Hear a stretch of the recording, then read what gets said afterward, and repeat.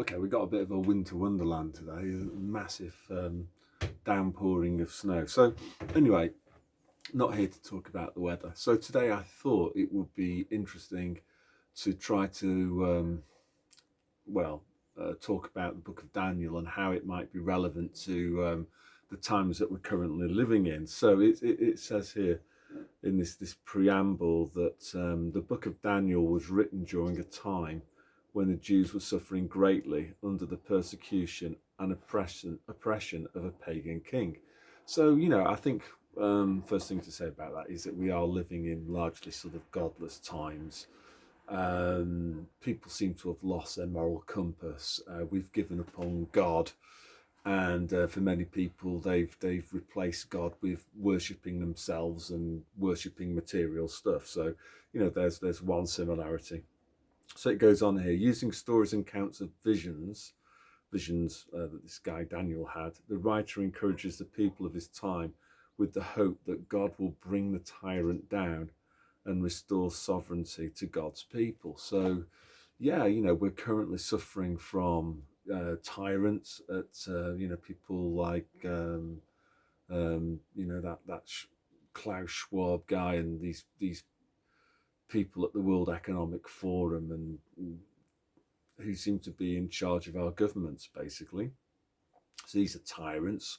We don't have any sovereignty. Our democracy is being exposed as a sham. The legal system appears to be completely corrupt as well. So again, there's some similarities there. This is going to be it's quite a long chapter in the Bible. This is one of the books in the Old Testament. So I might just do this in several parts. But anyway, the first bit of the story, Daniel is taken captive by this Babylonian king. And this Babylonian king has a dream, and he's kind of obviously perturbed by it. So he kind of asks his advisors, his normal kind of pagan soothsayers, what the dream is. But he's kind of suspicious that the people that is employed are kind of charlatans. So he kind of says to these people, I'm not going to tell you what the dream is. You've got to tell me what the dream is, and then on top of that, you've got to tell me what the dream means.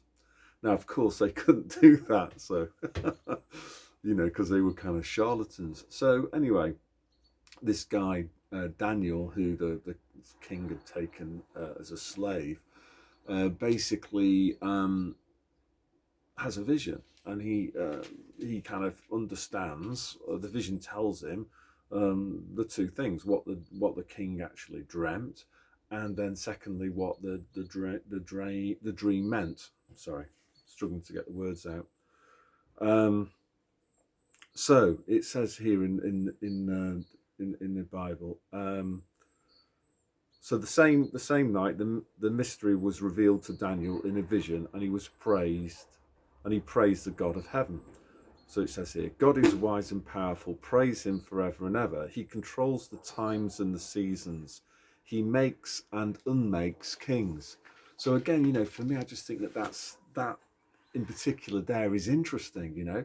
God is allowing this to happen. This kind of attempted takeover by the globalists, this kind of satanic forces. He's allowing this to happen, and he's allowing it to happen for a very good reason. In that, we've fallen away. We're not following God anymore. We've become kind of like pagans, shallow, selfish, highly material people. And I think this phase of human history has been used by God to sift the wheat from the chaff. Anyway, it carries on. So he makes and unmakes kings. It is he who gives wisdom and understanding. Yeah, so God basically gives wisdom and understanding. So we've talked about that before. I think some people, have that gift of understanding, and those people are normally people who are living according to God's laws, the way that we're supposed to live. The people that can't get it, they're suffering from the powerful delusion that was referred to in 2 Thessalonians. He reveals things that are deep and secret. Yeah, so for people that are with the project, yes, that's true. For other people, who are not with the project, of course, these when Jesus was around, they couldn't understand his parables. They didn't get it at all. He knows what is hidden in darkness. So we've talked about that as well in the past. Well, both in Luke's gospel and in Matthew's gospel, they talk about how the truth will become known, and the whispers in quiet places will eventually, enter the public domain. Yeah, and it carries on here. And he knows what is hidden in darkness, and he himself is surrounded by light.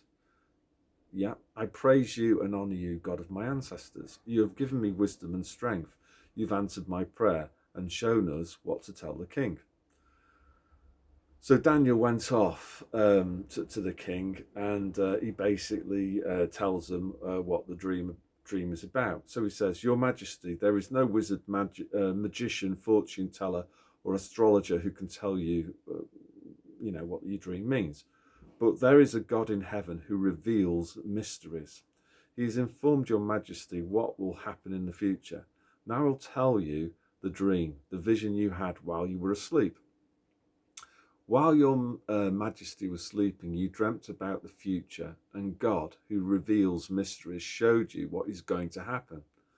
Now this mystery was revealed to me, not because I'm wiser than anybody else, but so that your Majesty may learn the meaning of your dream and understand the thoughts that have come to you.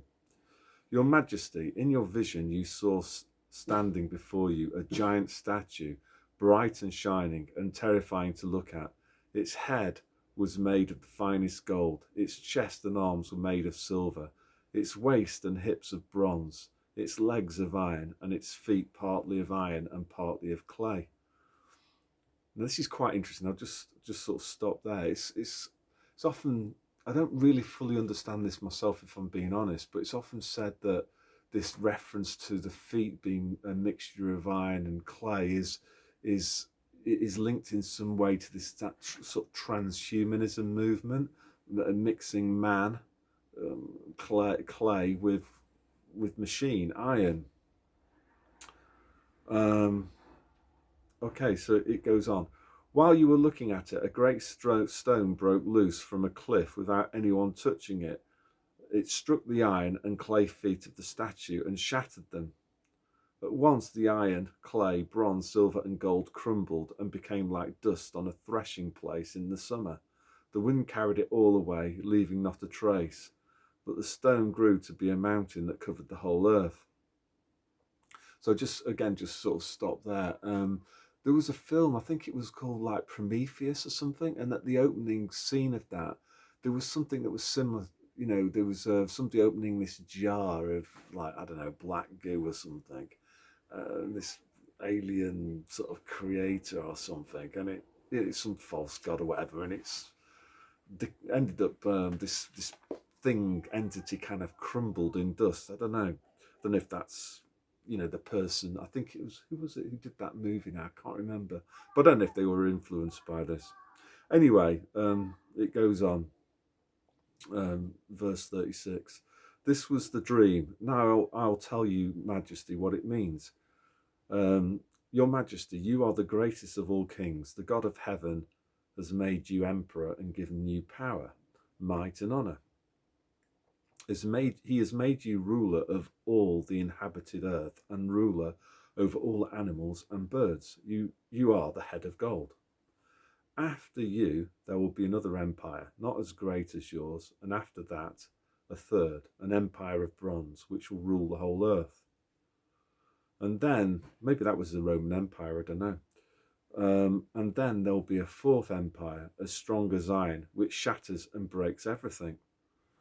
So I was thinking about that iron. Is that a reference to, the Anglo-Saxon sphere and the Industrial Revolution?